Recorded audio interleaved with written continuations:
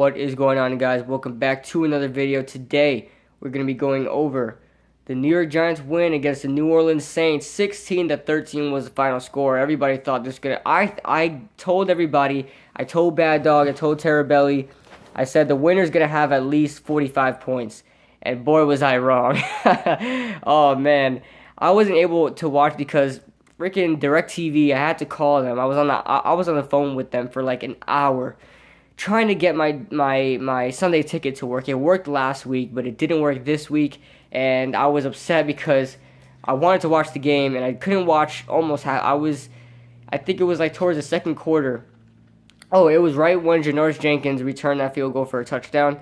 That's when I was able to watch the game. So first quarter and half of the second, I couldn't watch it because DirecTV screwed up. So I was able to watch it on my Xbox using NFL Sunday Ticket. So I did that, and I wasn't able to watch the full game. But boy, man, it was 0-0 until the halfway through the second quarter when Janoris Jenkins got that field goal block. That was an amazing field goal block. Oh man.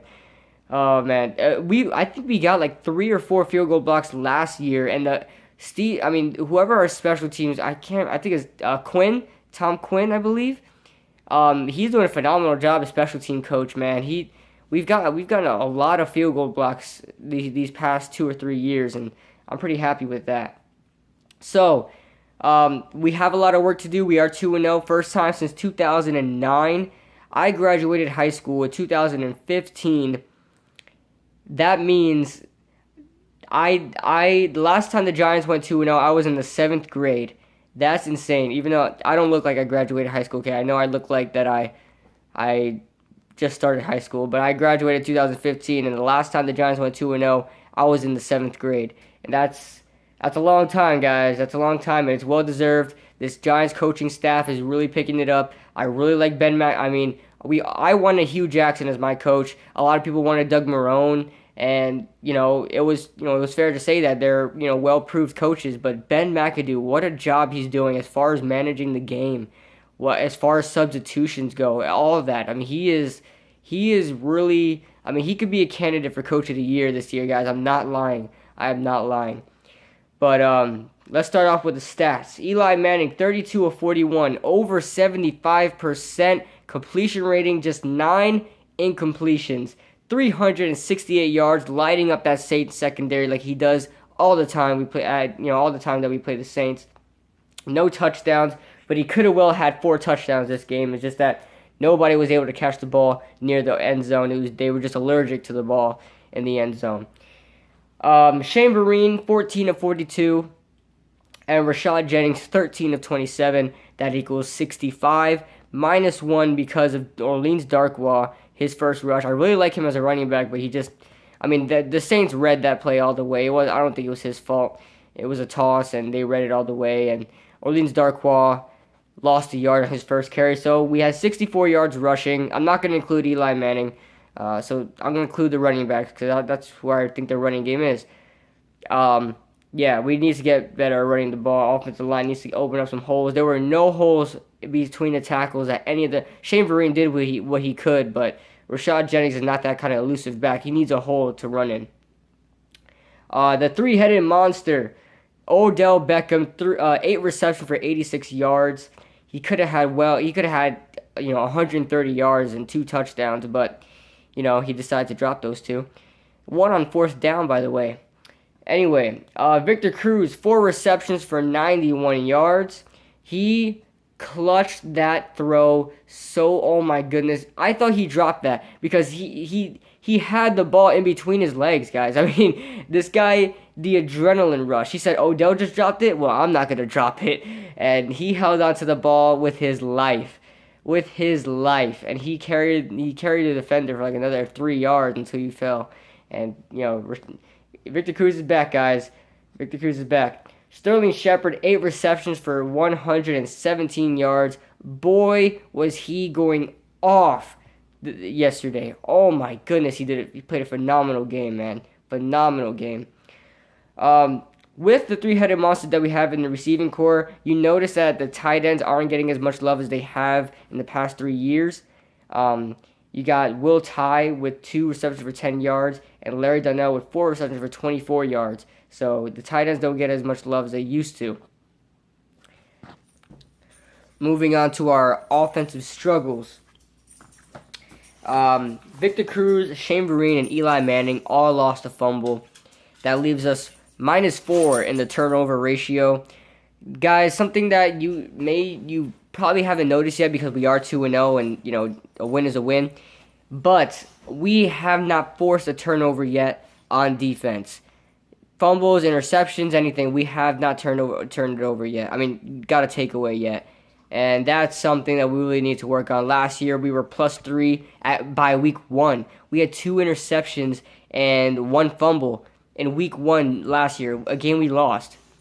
So that's something we need to work on. We could have had this game in the bag had we had some turnovers, or if we didn't make mistakes in turning over the ball. So we're now -4 in the turnover ratio. So Janoris Jenkins, I really want to highlight Janoris Jenkins and Eli Apple. They did really well. The one thing is that DRC, he's not doing too well in the slot, and he's getting beat by a lot of receivers in the slot. It's just that he doesn't play the slot that much, and he's probably the most experienced in the slot. And I know Leon Hall is a slot corner, but I just don't think he's that starting caliber anymore. He is 31 years old, and he's not as fast as he used to be. So I don't think the Giants coaching staff trust him enough to start at the nickel spot or dime. So yeah, I just think we need to find a permanent slot corner because DRC is a better outside corner. So yeah, man, we have 2 sacks as a team, and they both came today. Landon Collins and Leon Hall.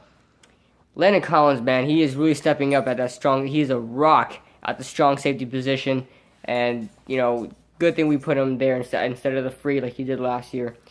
So yeah, Landon Collins and Leon Hall, we have yet to force a sack by the defensive line. The defensive line has no sacks yet. They're getting a lot of pressure, don't get me wrong. Olivier Vernon is just a monster. He is a monster. But we're not getting there in time, and we need a sack by this defensive line. We need to have some kind of way to get to the passer without blitzing, and that's really most of where our pressure is coming from. And you guys know blitzing is a huge risk, even if it's just a 5-man blitz where you just blitz a safety plus a D lineman. That could be a risk because there's one safety not there that should be there, and tight end goes right up the seam, and there's a big play right there. So that's something that the Giants need to work on, is getting pressure with just a 4-man front. So yeah, as far as shutting Drew Brees down, man, only 263 yards. I mean, all the time we ever played this guy, he's always had over like 300 yards. And last year he had 500 yards, guys, 500 yards. So our defense only held Drew Brees to 13 points. 13 points. What a game the defense had. That's a huge accomplishment. They should be proud of themselves. And we held Mark Ingram to 9 rushes for 30 yards. And Tim Hightower was like 3 rushes for 9 yards or something like that. But again, the Giants' run defense, you can't run inside the gut with the Giants' run defense. I mean, you can't. I saw Dallas at the second quarter. Dallas started running it to the outside more because that's a weakness we have. Our linebackers aren't so great. And the Saints started that early too, trying to run to the outside, but the Giants were able to get there in time, and that was a good job by them. But yeah, we still have to work on our pass coverage a little bit. We are still letting receivers in the flat 2-yard passes turn it into a 10-yard play or a 15-yard play from a 2-yard pass. That's something we really need to work on. I know Ben McAdoo is trying not to allow these big plays, but if you allow so many small plays, you're just going to wear out the defense. You're going to allow, a 2-yard pass to a 10-yard play, and if that keeps happening all the way down the field, the defense is going to get tired, and they're going to give up a touchdown like they did to a wide-open Willie Snead up the middle with the 2 safeties right there. I didn't even see him. So That's something we need to work on. But all in all, the Giants did a great job today. Let me know what you guys think in the comment section below. Proud to wear this hat today, as I am every day, even if we go 0-16. But Giants Mafia, shout out to everybody in the Giants Mafia. Great win, guys. On to the Washington Redskins, where we should still be on top of the NFC East. That is all I have for today.